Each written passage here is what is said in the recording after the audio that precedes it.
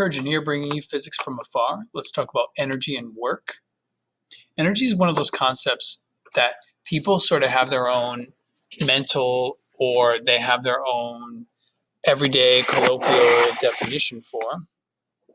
But the physics definition of energy and the physics definition of work are really important. Now, when we say work, right off the bat, you have the sense of, I'm doing work or I worked really hard on something. The physics definition is going to be very specific. So I want to prepare you to be able to answer questions about energy and work, do calculations, solve problems, word problems, etc. Energy and work are related. So one of the big questions is, what is a particular way in which they're related? And we're also going to talk about energy as being useful to solve problems. You can go back using energy concepts and you can come up with ways to solve problems that we've already solved before, but new ways to solve those problems. Cat, human, 5 meters above the ground, running along the ground. You could say that this is one and the same ground, just so we have a standard for comparison here. Let's talk about energy types. Now, most people know about energy types, but it's good to have these in the back of our minds because it turns out it's kind of like force and motion go together. And they're unified by the net force. You can't really talk about energy without talking about work and vice versa. People say that energy is the ability to do work. Work is intimately related to energy as well. Now, this cat, when I look at this cat, I think, okay, it took work to bring the cat up to that height, and the cat probably climbed herself. The cat has potential energy. The cat has mechanical energy because mechanical energy is made up of potential and kinetic energy. This running person has kinetic energy because he's moving. He has mechanical energy because he has kinetic energy. You don't have to have both kinetic and potential to have mechanical. I'm going to quickly define a bunch of equations for you.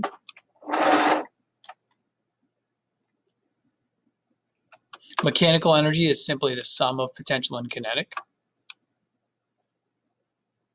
That's measured in joules.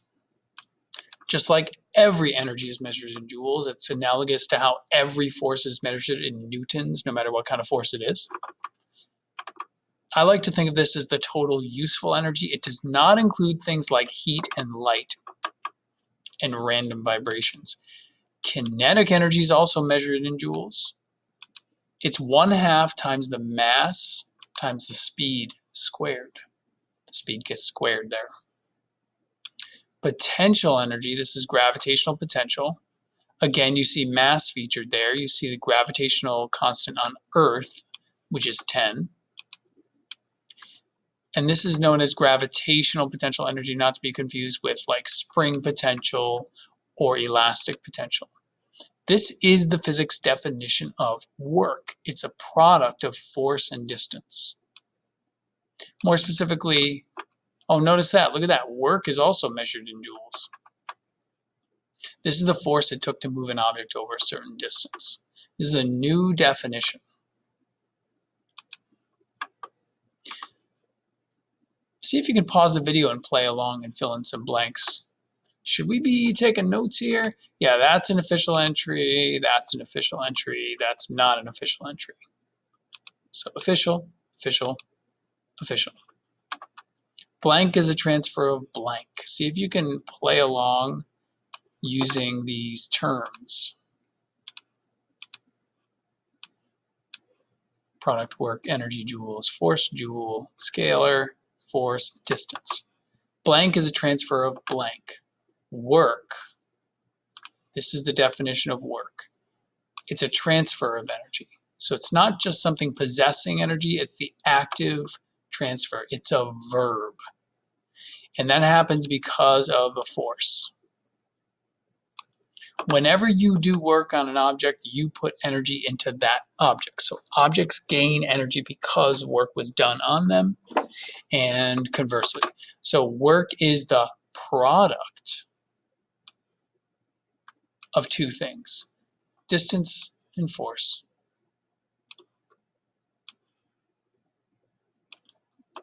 And this is a good time to pause and just think about what we're saying here. And just remember, you can always pause and think about this stuff. Work is scalar. So even in the case of kinetic energy, even though it may seem that because you exerting a force, you did work in a certain direction, it's really just kind of adding up something in the object when you do the work. And the something that's adding up is a scalar energy quantity. I know that's weird to visualize. Work is measured in joules. Let's do an example. Picture this situation. Pause it. I don't know, just do the calculation. I'll wait while you pause it. Here's my solution. When you write out what you know, you got mass, force, and distance. Turns out we only need the force and distance to get the work. 25.3 joules. And the way I interpreted that is Eli did work on the car, and the car gained energy. And since it was moving on a frictionless level floor, it gained energy, and it gained kinetic energy, more specifically 25.3 joules of it. Let's talk about doing vertical work. This should be regarded, these should be regarded as official entries. So I'm going to make these official entries.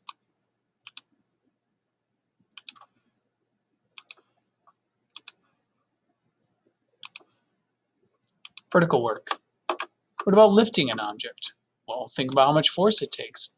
It takes the force that's equal to the weight if you're going to do it at constant speed.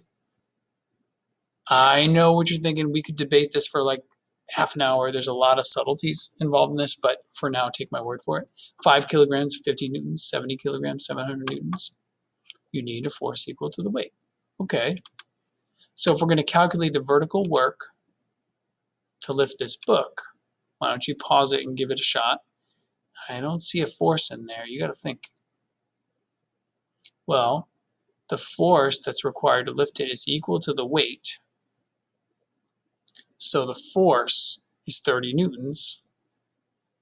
Multiply that, you get 69 joules. So the object gains 69 joules of potential energy. So we're seeing now that work and energy go together.